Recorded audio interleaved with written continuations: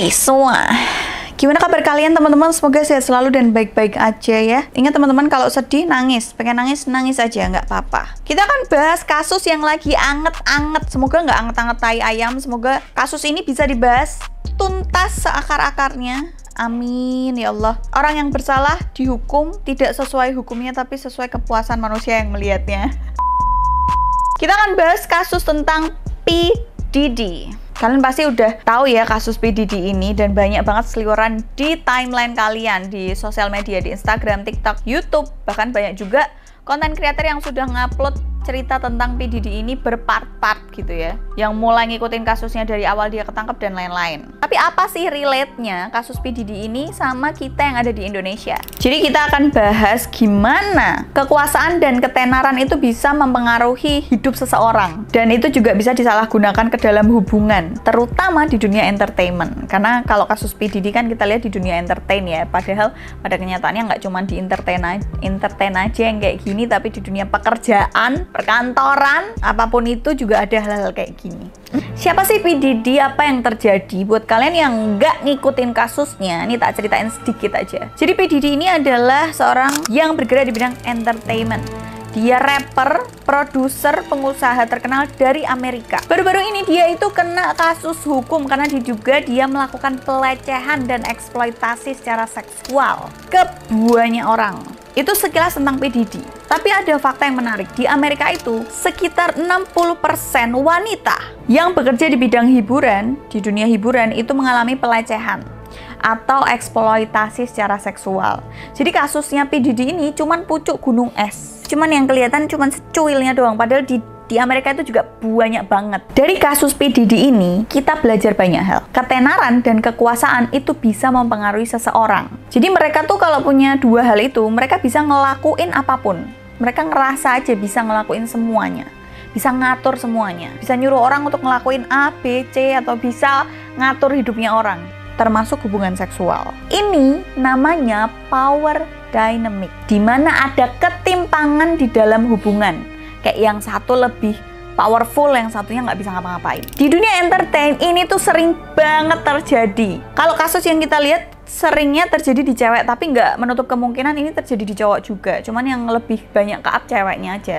Bayangin aja kalian cewek, kalian belum punya apa-apa, ingin meniti karir, ingin merintis karir, pengen nyari uang, tapi kalian dihadapkan dengan pilihan, kalau kamu mau kayak gini, kamu harus ngelakuin ini dulu. Ada hal yang mengejutkan, lebih dari 50% pekerja hiburan di Asia, kalau mau karirnya bagus, mereka harus berkompromi demi karirnya. Jadi masalahnya nggak cuma di Amerika doang nih, tapi di sini, di Indonesia yang masih termasuk di dalam Asia itu juga ada. Bedanya apa sih yang di Indonesia sama yang di Amerika sama yang di sini? Bedanya kalau di Amerika itu ada P. Diddy. Di Indonesia emang nggak ada, Mbak? Ada. Banyak influencer atau bibit-bibit artis, bahkan calon-calon artis yang sebenarnya itu dia potensial, tapi dia dipaksa untuk melakukan hal-hal yang tidak semestinya. Tapi di Indonesia mungkin nggak terekspos besar-besaran kayak kasusnya P. Diddy ini. Jadi itu bedanya. Kalau di Indonesia itu banyak korban yang akhirnya dia nggak berani lapor, bahkan nggak mau lapor. Karena apa? Karena mereka takut stigma di masyarakat kalau mereka lapor. Dan mereka juga takut karirnya hilang. Jadi kasihan banget mereka kalau mau lapor tentang apa yang terjadi di mereka, pelecehan atau eksploitasi secara seksual yang terjadi di dunia kerjanya mereka, mereka takut itu semua. Itu kenapa mereka nggak berani lapor. Dan kalau mereka ngomong, mereka juga takut karena seringkali mereka lah sebagai korban yang nantinya akan disalahin. Dikira caper lah atau apa segala macam. Menurut survei, ini ada survei, 1 dari 10 korban pelecehan seksual di Indonesia itu nggak berani lapor. Karena kebanyakan itu takut dihakimi dan takut dikira cari perhatian. Ngeri ya, kita korban tapi kita nggak berani lapor. Terus apa pelajaran yang bisa kita ambil dari kasus yang lagi bergulir ini? Kalau menurutku pentingnya berani bicara. Kalau di Amerika ada gerakan namanya Me Too, itu udah membantu banyak korban pelecehan atau eksploitasi itu tadi. Tapi kalau di Indonesia masih belum banyak korban-korban yang diwadahi untuk melapor. Jadi kita harus tuh ngerubah mindset kita. Jadi bapak-bapak dan ibu-ibu yang sudah lebih tua, yang mungkin kalau menangani kasus sudah ala kadarnya nggak intuit gitu, kita harus ngerubah mindset kita kalau korban itu bukan dia yang salah.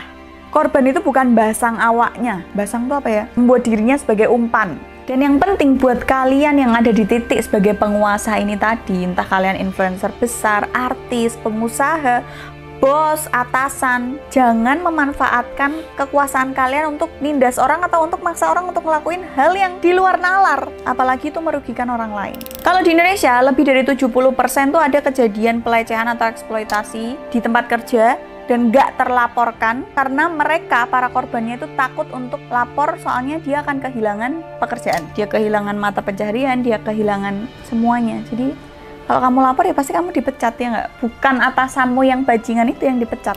Terus pertanyaannya, gimana caranya melindungi diri kita dari eksploitasi atau dari pelecehan seksual di tempat kerja? Ini kaitannya erat banget sama parenting. Kalian pasti pernah dengar namanya parenting zaman sekarang, yang anak itu nggak boleh nih dibilang cium dulu nanti tak kasih ini, sini om cium dulu. Itu akan menjadikan anaknya di kemudian nggak apa-apa kok dicium. Nah, jadi pentingnya ada batasan. Ternyata membuat batasan setelah kita dewasa itu cukup sulit karena itu dipupuk dari kecil. Jadi ini erat kaitannya sama parenting. Gila nggak? Jal kowe meh benai sak meneh, boleh kalau ditarik ini benangnya panjang banget. Pentingnya batasan. Kasih tahu semua orang kamu itu punya batasan. Kasih tahu semua orang kalau kamu nggak bisa diginiin. Bukan karena kamu piknik, karena itulah manusia harusnya kayak gitu.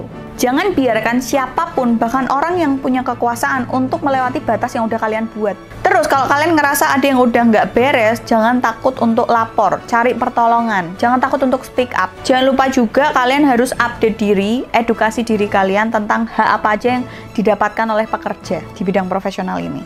Ini ada data, lebih dari 40% wanita di Indonesia itu nggak tahu kalau dia tuh punya hak hukum untuk melaporkan kasus-kasus pelecehan yang terjadi di tempat kerja. Jadi sadarlah teman-teman, kasus PDD ini tuh di Indonesia sudah terjadi dan banyak mengalami pemakluman oleh orang-orang. Banyak kan kalian dengar di kantor kayak, oh si bos ini udah punya istri tapi punya simpenan. Dan orang yang menjadi simpenan atau kita biasa sebut ani-ani, sugar baby, itu tuh ngerasa dimaklumin karena begitulah caranya untuk dia dapat uang dan untuk dia naik jabatan. Bahkan kerjanya nol. Jadi itu tadi sekilas tapi padat ya tentang kasus PDD dan gimana sih relate-nya sama yang ada di Indonesia. Kalian kan gembar-gembor kasus PDD padahal di Indonesia itu banyak banget dan ada di lingkungan kalian gitu loh. Jadi semoga adanya kasus PDD yang mencuat ini dan banyak influencer Indonesia yang ngomongin tentang kasus ini, kita semua tuh melek tentang situasi ini dan akhirnya merubah pola pikir masyarakat tentang pemakluman yang namanya power dynamics ini tadi, di mana ada ketimpangan kekuasaan di dalam suatu hubungan.